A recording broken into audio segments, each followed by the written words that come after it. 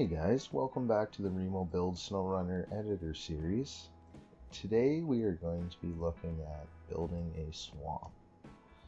The intro at the start was an overview of this swamp that I just threw together real quick.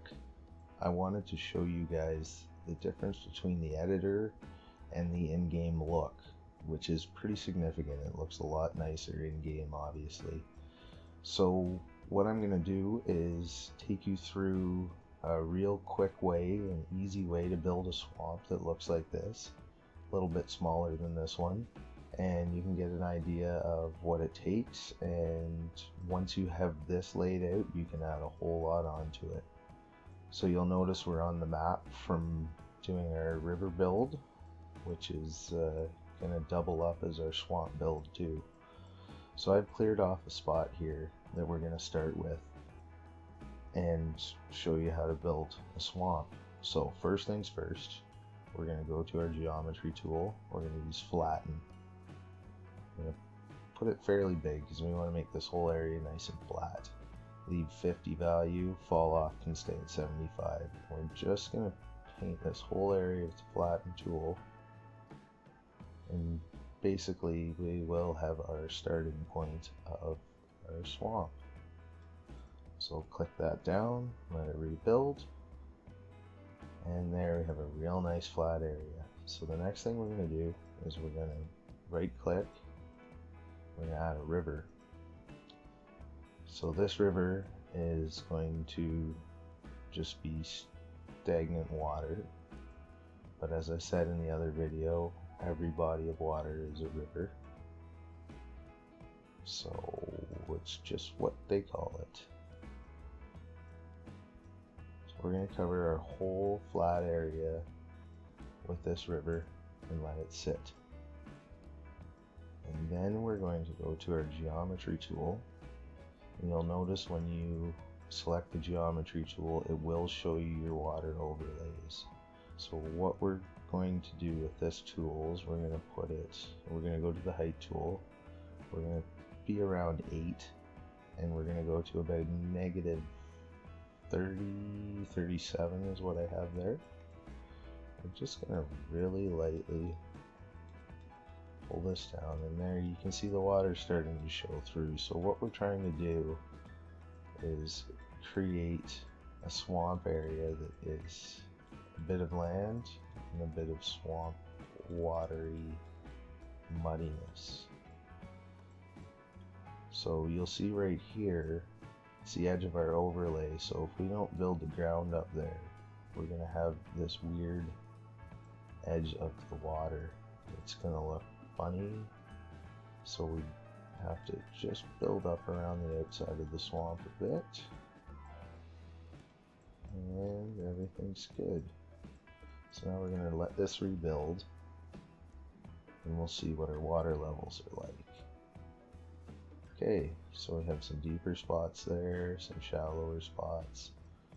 What I like to do after that is I'm going to go back to my height tool, and we're going to height, and we're going to go to, again, about plus 37 this time, but we're going to use a smaller brush, about a 4, and we're just going to pull up the ground a little bit and create a few more small islands in here, because the swamp isn't all water, it's a good chunk of its ground. So I like to fill in a lot of the bigger areas of water with just a small amount of ground. So there we have a nice, not super deep body of water, but enough that it'll be challenging once we add some mud to it. The next part I'm going to do is we're going to go to our PBR material, and what I have added is mud flat as my second layer. So I'm going to find it in this list, and we're going to put the value up to about 80. We'll leave our size at 4.3 and our fall off. You know what, we're going to go for a little smaller brush, and we're just going to paint the mud. I typically leave the mud under the water area for the most part, and I'll just pop a bit out the sides onto the land, but I try to keep the water predominantly, the mud under the water.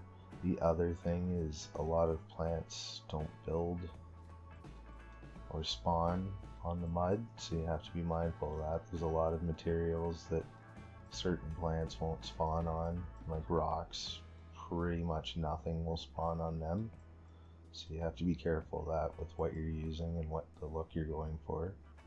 So we're just going to paint around all the wet areas, like I said, a little bit up on some of the land, but let's keep most of the mud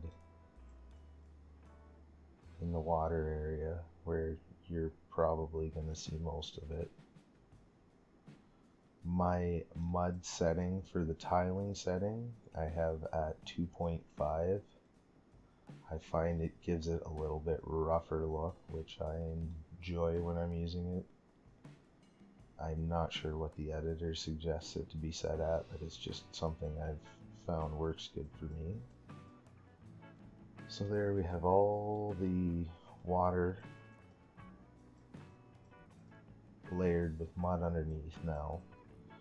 So now what we can do is we can add our mud water. So we're going to go to our geometry tool to water mud. A swamp is going to have very dirty mud water, so we're going to put it all the way up to 100%. And the darker this green paints on the water, the darker the water will be. So we're just going to paint everything green in our swamp, let it rebuild. Now when you play in game, you won't be able to see through the water this way. It's just a feature they give us in the editor. This water will be completely dark. You won't even see the mud underneath it. Now what we're going to do is we're going to start adding the mud. I always like to put in mud before I put plants down. First reason is it's easier to see what you're doing. Second reason is usually after you rebuild from the mud, it will respawn plants where you've worked, so it will not look the same, so you might as well do your mud first. Mudding is a very time-consuming job if you want to do it right. I'm not going to spend a ton of time on it, but I'll give you guys my method and you guys can work on it yourself. So first we're going to do is we're going to go to our mud tool. We're going to go to extrude or automatic, which will paint mud and depth. We're going to use the extrude tool first. So we're going to put it up to 66 to 70, anywhere around there, and we'll leave our brush at about 5. And all we're going to do is randomly paint this mud depth. So each line shows you a depth of how far the wheel will go in the ground. You can see the first bar on that one. It's not going to be very hard to get through. If I give it more, and we have 2 bars showing here, that's going to get most trucks pretty stuck. And if you go to 3 bars, you're in for a world of hurt, and basically nothing will get through it. So if you go too deep, you can just put the value back to the negative and basically bring everything back down to a level you want. So mudding, really, you need to be patient and you want to be very random. You don't want to paint the same depth of mud everywhere, or it's extremely boring in a truck.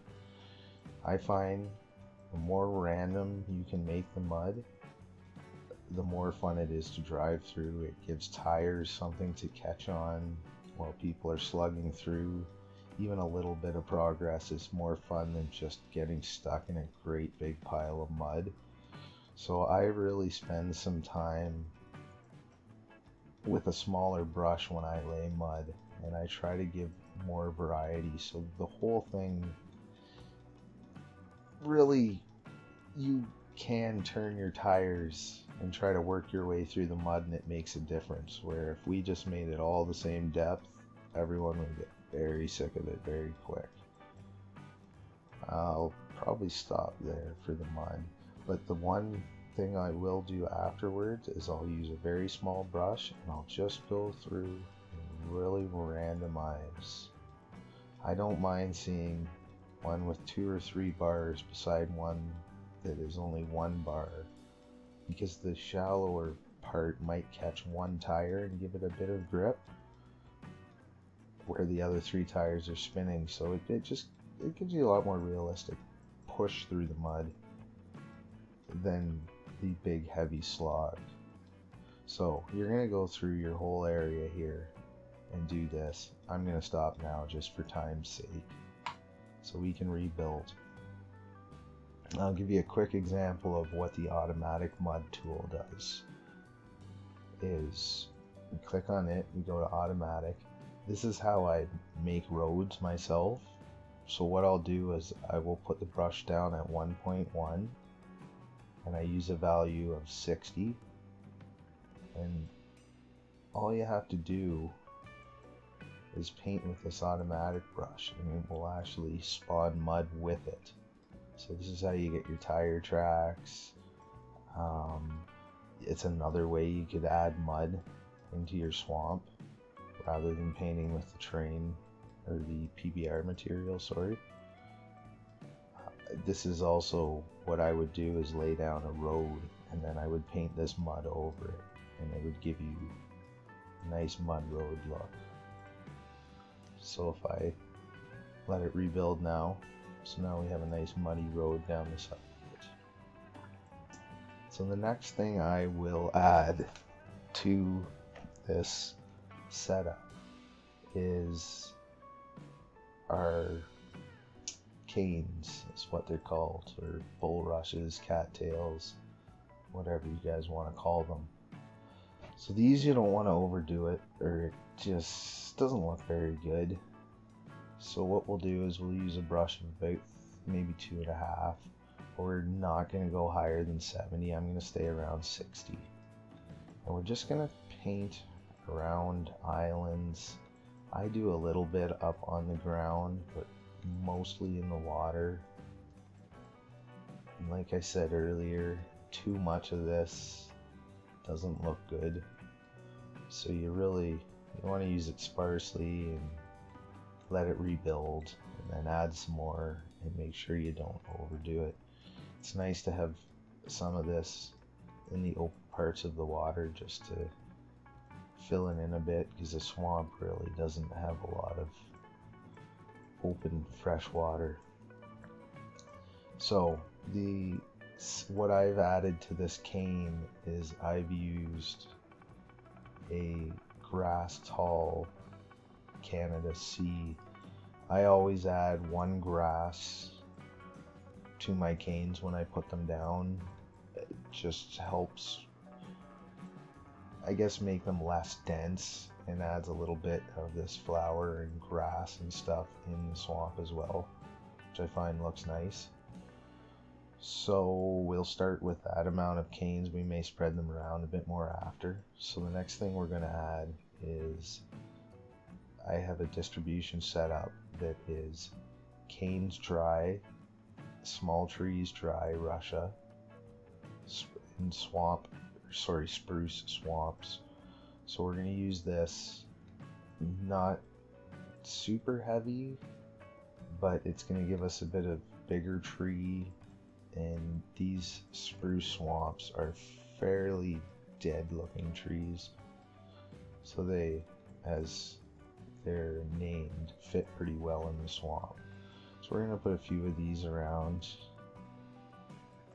mostly in the swamp area. You can put a few in the bush leading into the swamp just to make it a little more seamless as you drive in. And with everything, we're going to want to put some scale on it. So we'll go up to a high scale of 80 and paint everything real quick. And we're going to go back down to a low scale. We're going to turn the other way. And we're just going to paint that too.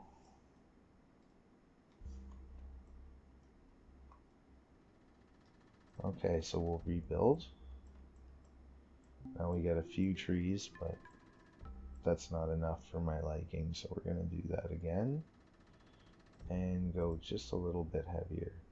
So the one thing we need to do, I didn't mention earlier, was we want to put our ignore water to true and our ignore mud to true. Otherwise, we're not going to have very much spawn in the mud and water of a swamp. So right there, the reason I didn't get many trees was I left my fall off up too high. So now that I've put it back to 0, it makes the whole brush paint, and we'll get a lot more trees out of this one for certain. Okay, there we go.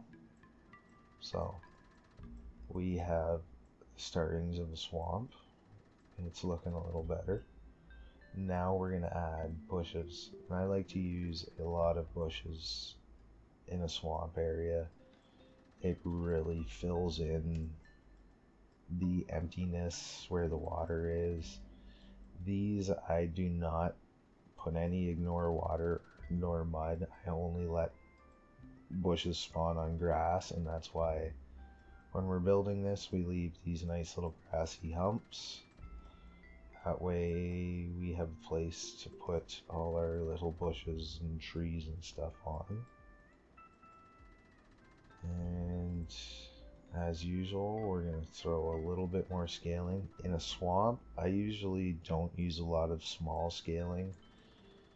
Most of what you see in the swamp is small bushes and that, so I just use a full scale on something like this for the most part. And now it's looking a little bit busier.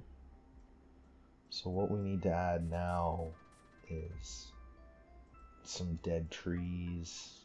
I have lying firs, lying spruces, stumps, swamp chunks, which are little pieces of dirt basically, and then we have swamp stubs long, which are those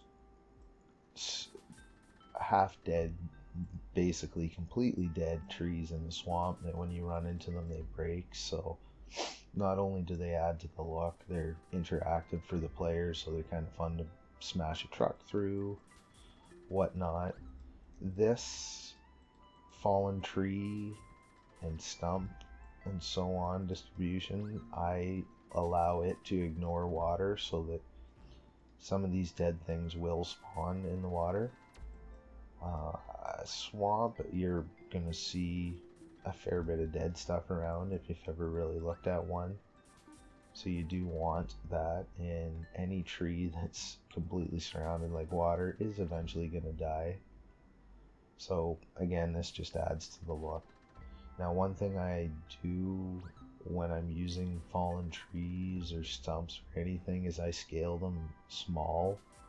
They're a little easier to drive over. The trees break a little bit easier for players. It's a lot less annoying. So we're just going to scale it pretty much everything small.